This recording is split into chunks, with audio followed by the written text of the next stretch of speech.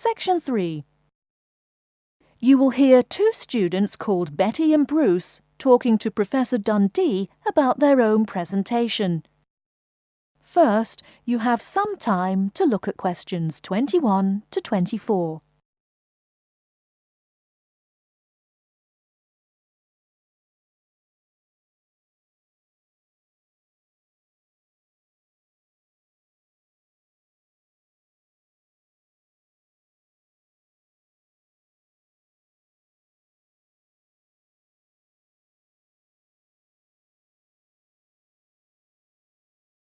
Now, listen carefully and answer questions 21 to 24. Come in. Professor Dundee, we're ready to make our presentation. Oh, yes. I did say 1 o'clock, didn't I? Please, sit down. So, who goes first? Bruce? Or you, Betty? I guess I could. Bruce is always a little shy. Not after he's had a lager for lunch, eh, Bruce? Ha ha! No, Betty really should go first. OK, well, I'm reporting on the effects of different marketing strategies on the cheese and oil markets. Different strategies obviously affect the sales volume differently. I looked at the sales in 2 countries, New Zealand and Colombia. And what did you find? Pray tell. Well, in New Zealand, the sales of both oil and cheese have declined pretty steadily, and in fact the sales have decreased more quickly than the population. On the other hand, in Colombia, the volume of sales for both products has remained the same. Wait, so you said sales in New Zealand have been going down? Correct. Suppliers have introduced 2 new upscale brands of each product, which are a bit expensive but very tasty. The big ad agencies are trying out a new series of ads that shift the focus from health to great taste. They think that will get sales moving up in New Zealand, where the population is less affluent and generally less health conscious. Brilliant. Thank you. And Bruce? Yeah. My report is about chocolate sales in Italy and Germany. The 2 countries' marketers have found out that you have to market chocolate differently in each country. For example, in Italy, Kostig, the most expensive brand, pays shop owners to put the candy just about knee-high for an adult.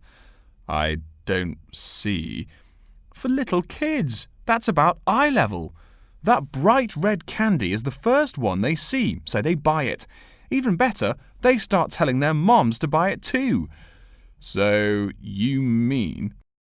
Well, I mean, in Italy, if you locate your product at the right location of shelves, sales do great. They say it doesn't matter much what brand of chocolate you're selling. As for Germany, das Land der Schokolade. Huh? That's German. It means the land of chocolate.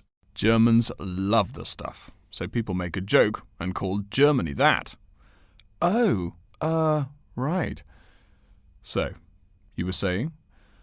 Well, like you pointed out, Germans love chocolate, but they're thrifty. For a long time, the biggest selling brand was Schmutzig, mostly because it was the second cheapest, but didn't taste too bad. Before you hear the rest of the talk, you have some time to look at questions 25 to 30.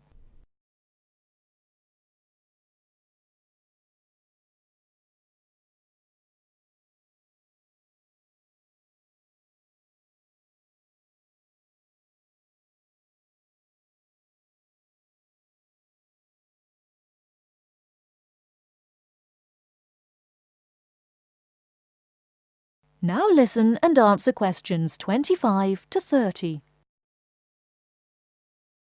Again, brilliant. A pretty good job, both of you. Tell me, what do you plan to investigate next week? I'm especially interested in the effects of colour on sales of products, so I'll be looking at ads for cosmetics and cleaning products in the local market. You know, like the distinct orange colour of Mr. Muscle, lavatory cleaning products. And you, Bruce? I'm focusing on the effects of different containers on sales of cookies, so I'm going to look into packaging for cookies and how the materials they use will affect the image, and in turn, sales. You know, most containers are paper, but some expensive cookies come in metal boxes. The shiny metal boxes catch people's attention, and the image remains in the memory longer. Well, it sounds like you two are all set. But as always in this course, I urge you both to pay much more attention to the advertisement extensions. That's often the key. All right? Any questions for me before you go? No, I think I'm all set. Thanks. Me too. Thanks, Professor Dundee. See you later. That is the end of section 3. You now have half a minute to check your answers.